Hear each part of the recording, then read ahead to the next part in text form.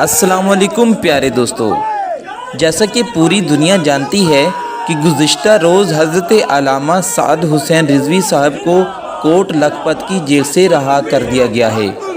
آپ اس ویڈیو میں علامہ صاحب کی رہائی کے بعد اپنے بھائی انس رضوی صاحب اور تحریک لبیک کے دیگر اراکین سے حضرت علامہ سعد حسین رضوی سے ملاقات کرتے ہوئے دیکھ سکتے ہیں۔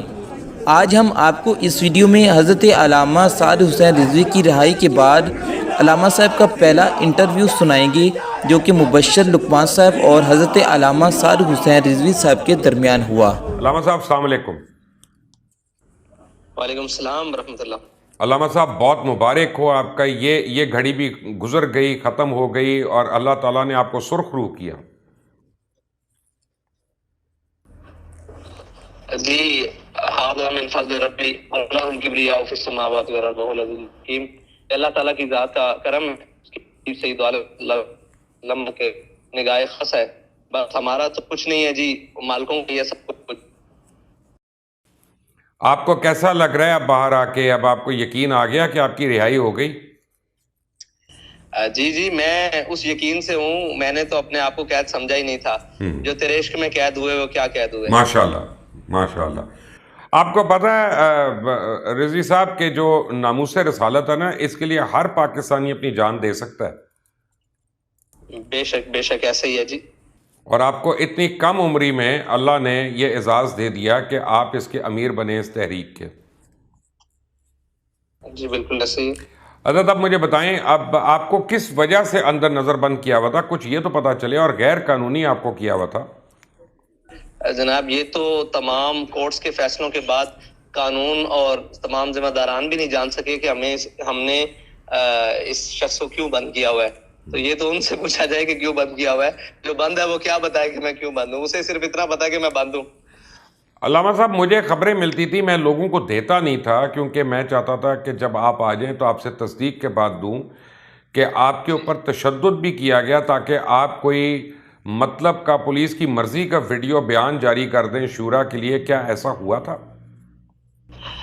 دیکھیں جی، اس راہ میں سب کچھ ہوتا ہے لیکن آخر انجام کو دیکھا جاتا ہے۔ جو کچھ ہوا وہ ایک راہ تھی اور اس راہ میں سب کچھ قبول ہے، وہ گرفتاری ہو، تشدد ہو، میرے پر اس سے زیادہ تشدد کیا ہو سکتا ہے کہ میرے کارکنوں کا خون بہایا گیا اور میرے کارکنوں کو زخمی کیا گیا، ان کی ٹانگیں توڑ گئی۔ میں تو اس تشدد سے باہر نہیں نکل سکتا، ذاتی حیثیت میں تو کوئی حیثیت ہی نہیں رکھتی نا۔ لیکن مجھے جیل سامنے یہ دکھ رہا ہو اور آپ کو معلوم ہو رہا ہو کہ آپ کے کارکنوں کا خون بہا جا رہا ہے، اور وہ لوگ جو بے قصور ہیں، جو صرف ایک اپنے احتجاج کے لیے نکلے ہیں اور تمام دنیا احتجاج کرتی ہے، ان کو گولیاں یا ان کو بلیٹ یا ان کو شیل فائر کیے جائے، تو میرے اوپر اس سے بڑا تشدد کیا ہو سکتا ہے؟ علامہ صاحب لیکن مجھے یہ بھی پتا چلا ہے کہ جیل میں آپ کے اوپر اتنا تشدد ہوا کہ آپ کے گردوں سے بلیڈنگ شروع ہو گئی تھی۔ سر جانے دیں یہ باتیں، چھوڑیں، ہم اس طرف چلتے ہیں جو آگے نئی راہ کھولے۔ یہ تو گزر گیا ماضی تھا اور بڑا حسین ماضی تھا۔ نہیں، لیکن آپ کے کارکنوں کو پتہ ہونا چاہیے کہ آپ نے کتنی صعوبتیں اور تکلیف اٹھائی اور برداشت کی۔ دیکھیں جب میرے علم میں اور میرے کارکنوں نے کر کے دکھایا ہے کہ انہوں نے اتنی قربانیاں دی، تو ان کو پتا ہوگا کہ ہم جس کے اوپر ہم نے بھروسہ کیا ہے وہ ٹھیک ہی چل رہا ہے۔ اب مجھے بتائیں آگے کا لائحہ عمل کیا ہے؟ 4 شیڈول ختم ہو گیا آپ کے لیے، کل عدم کا لفظ ختم ہو گیا، سیاسی جماعت تسلیم ہو گیا، تو اب کیا لائحہ عمل ہے؟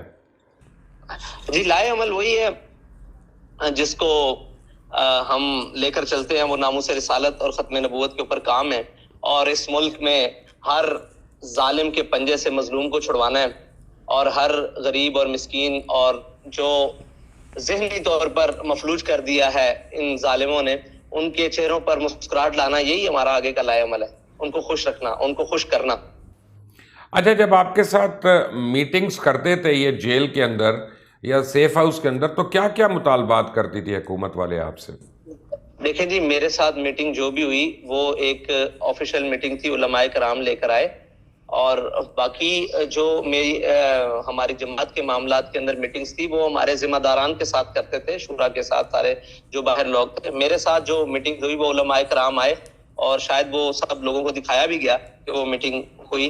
باقی یہ باتیں کرتے تھے کہ آپ سٹیپ ڈاؤن لے لیں، اس پیچھے ہٹ جائیں، یہ وہ، تو ہر ایک کا اپنا ایک موقف ہوتا ہے، وہ اپنے طریقے سے بات کرتے تھے، ہم اپنے طریقے سے بات کرتے تھے۔ ایسی کیا وجہ ہوئی کہ 2 دفعہ آپ لوگوں سے تحریری معاہدہ کرنے کے باوجود حکومت جو ہے وہ پھر گئی؟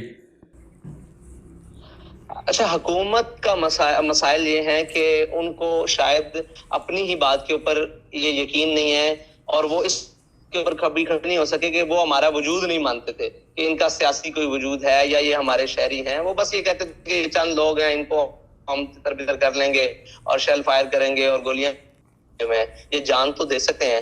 وہ جو مشن جی جی. اچھا، تو یہ بیچ میں آپ کی بات کٹ گئی تھی کیونکہ انٹرنیٹ کا کنیکشن ویک ہے. آپ کارکنوں کی بات کر رہے تھے جو جان کا نذرانہ دے سکتے ہیں، ان کے متعلق بات کر رہے تھے آپ.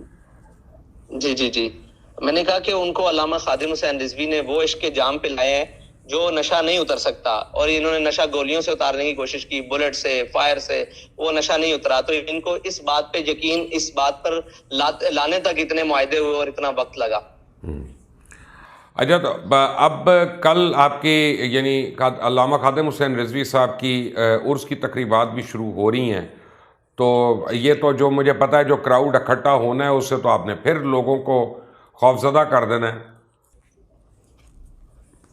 جی بالکل، یہ مقصد نہیں ہے کہ ہم اس کراؤڈ سے لوگوں کو ڈرائیں یا یہ مقصد ہو کہ ہم اس سے اپنی پاور شو کریں.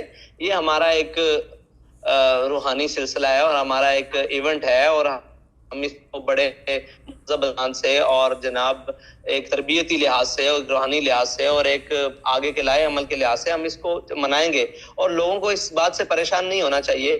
یہ جو ان کی وفائے رسول ہے نا ہمارے قائد کی، لوگ اس وجہ سے ان کے پاس جمع ہوتے ہیں اور ان کی باتیں سننے کے لیے اور ان کے پر فاتح کرنے کے لیے آتے ہیں. تو لوگوں کو ان باتوں سے پریشان نہیں ہونا چاہیے. اچھا جی، اب حکومت فرانس میں تو بڑی تبدیلیاں ہو چکی ہیں. اگر ان کی ایمبیسی کی طرف سے یا کسی کی طرف سے کوئی معافی آ جائے صرف، تو کیا آپ لوگ اس پہ اتفاق کر لیں گے؟ وہ معافی ملتی ہے یا نہیں، بحیثیت ریاست ان کو اتنی ذمہ داری کا کم از کم ضرور احساس ہونا چاہیے کہ جو ہم کر رہے ہیں اس سے لاکھوں جی جی جی جی اس سے لاکھوں دل مجروح ہوتے ہیں. اور جو مسلمان ہے وہ کائنات کی ہر چیز برداشت کر سکتا ہے، اپنے نبی کی عزت پر کوئی حرف برداشت نہیں کر سکتا. بے شک. تو یہ ان کی معافی جو ہے وہ ادھر ہے. ہمارے لیے ہم تو کون ہے کہ ان سے معافی منگوائیں؟ ہمارا ان سے کوئی جھگڑا ذاتی تو نہیں ہے، ہمارا عزت رسول کا مسئلہ ہے. یہ معافی ادھر مانگے یا ادھر بات کریں، اور ہمارے ساتھ ان کا کوئی مسئلہ نہیں. ہمارا مسئلہ ناموس رسالت کا ہے ان کے ساتھ. وہ جب تک اس سے توبہ نہیں کرتے ہمارا ان سے کوئی تعلق نہیں ہے، نہ ہم ان کی بات سننے کے لیے تیار ہیں. رائٹ. علامہ صاحب ایک دفعہ پھر آپ کو بہت بہت مبارک ہو. مجھے پتہ ہے آپ کی شورا کے اراکین آپ کے ارد گرد کھڑے ہیں، آپ کی میٹنگ شروع ہونے والی ہے. آپ نے ہمارے لیے وقت نکالا، آپ کی محبت ہے، شفقت ہے، بہت مہربانی. مبشر صاحب آپ کا بھی بہت شکریہ. آپ نے بڑے کروشل ٹائم میں ایک بہت ہارڈ سٹینڈ لیا. اللہ تعالیٰ آپ کو دونوں جانوں کی نعمتوں سے مالا مال کرے. آمین. شکریہ. اللہ اور حافظ. اقصی کی آواز کو اسی طرح پہنچانے کی توفیق دے. آمین آمین ثم آمین. اللہ حافظ.